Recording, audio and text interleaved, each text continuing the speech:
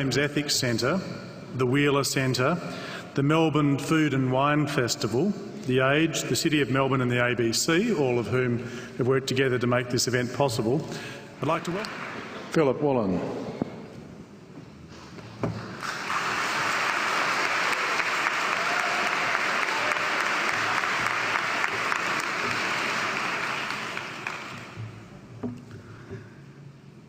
King Lear, late at night on the cliffs, asks the blind Earl of Gloucester, "How do you see the world?" And the blind man Gloucester replies, "I see it feelingly. And shouldn't we all? Animals must be off the menu because tonight they are screaming in terror in the slaughterhouses, in crates and in cages, vile, ignoble gulags of despair." You see, I heard the screams of my dying father as his body was ravaged by the cancer that killed him. And I realized I'd heard those screams before.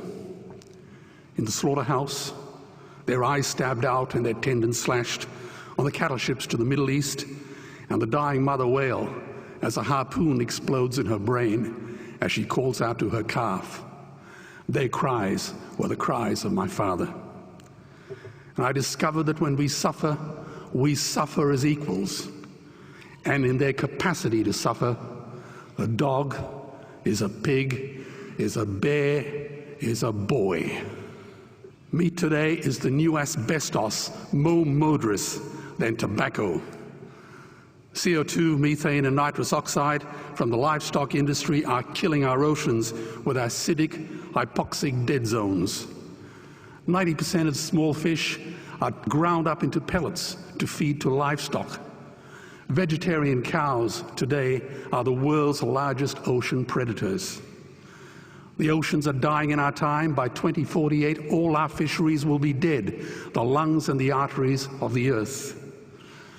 Billions of bouncy little chicks are ground up alive simply because they are male. Only 100 billion people have ever lived. 7 billion people live today. And yet we torture and kill 2 billion sentient living beings every week. 10,000 entire species are wiped out every year because of the actions of one. And we're now facing the 6th mass extinction in cosmological history. If any other organism did this, a biologist would call them a virus. It is a crime against humanity of unimaginable proportions. But happily, the world is changing. 10 years ago, Twitter was a bird sound. www was a stuck keyboard. Cloud was in the sky. 4G was a parking space. Google was a baby's burp. Skype was a typo. And Al-Qaeda was my plumber. Victor Hugo said, "There is nothing more powerful than an idea whose time has come." Well, animal rights today is now the greatest social justice issue since the abolition of slavery. Do you know there are over 600 million vegetarians in this world? And that is bigger than the United States, England, France, Germany, Spain, Italy, Canada, Australia, New Zealand, all put together. If we were one nation, we would be bigger than the 27 nations of the European Union. Can you believe that? And despite this massive demographic footprint, we are still drowned out by the raucous hunt and shoot and killing cartels who believe that violence is the answer when it should not even be a question. Meat kills animals, kills us, and is killing our economies. Medicare has already bankrupted the United States. They will need $8 trillion invested in Treasury bills just to pay the interest, and they have precisely zero. They could shut down every school, Army, Navy, Air Force, Homeland Security, Marines, CIA, and FBI, and they still will not have the money to pay their doctor bills. And our Cornell and Harvard say that the optimum amount of meat in a healthy human diet is precisely zero. Water, as you know, is the new oil. Nations will soon be going to war for it. Underground aquifers that took millions of years to fill are now running dry. It takes 50,000 liters of precious drinking water to make 1 kilo of beef. Today, 1 billion people are hungry. 20 million people will die from malnutrition. Cutting meat by only 10% will feed 100 million people, and eliminating meat will end starvation forever. If everyone ate a Western diet, we would need 2 planet Earths to feed us. We've only got one, and she is dying. Greenhouse gas emissions from livestock is 50% greater than transport, as Peter said. Cars, trains, buses, ships, lorries, the whole lot. And as I travel around the world, I see poor countries who sell their grain to the West while their own children starve in their arms. And the West feeds it to livestock so we can eat a steak? Am I the only one who sees this as a crime? Believe me, every morsel of meat we eat is slapping the tear-stained face of a hungry child. When I look into her eyes, do I remain silent? The earth can produce enough food for everyone's need, but not enough for everyone's greed. We are facing the perfect storm. If any nation had developed weapons that could wreak such havoc on the planet, we would launch a preemptive military strike and bomb it back into the Bronze Age.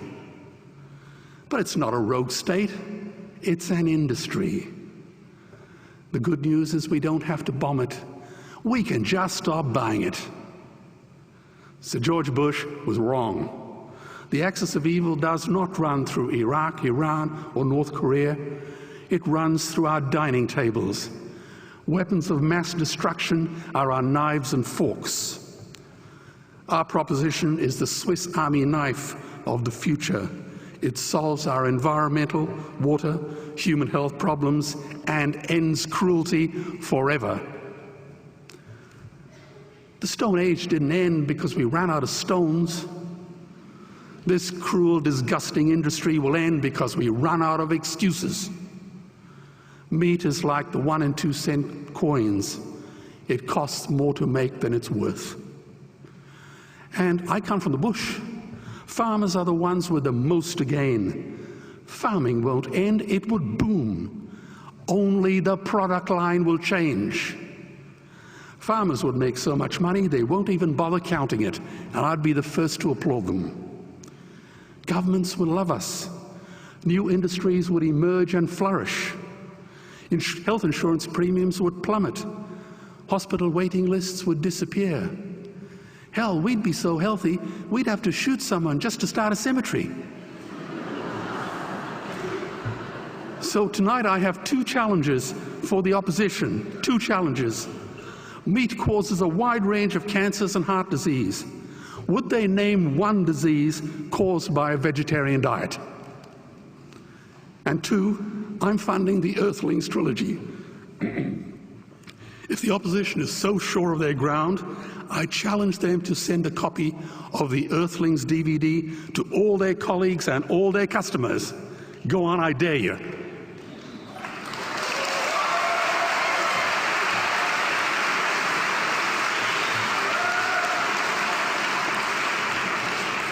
Animals are not just other species, they are other nations, and we murder them at our peril.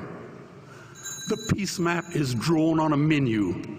Peace is not just the absence of war, it is the presence of justice.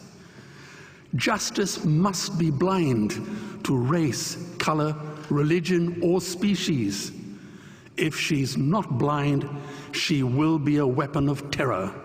And tonight, there is unimaginable terror in those ghastly Guantanamos we call factory farms or slaughterhouses.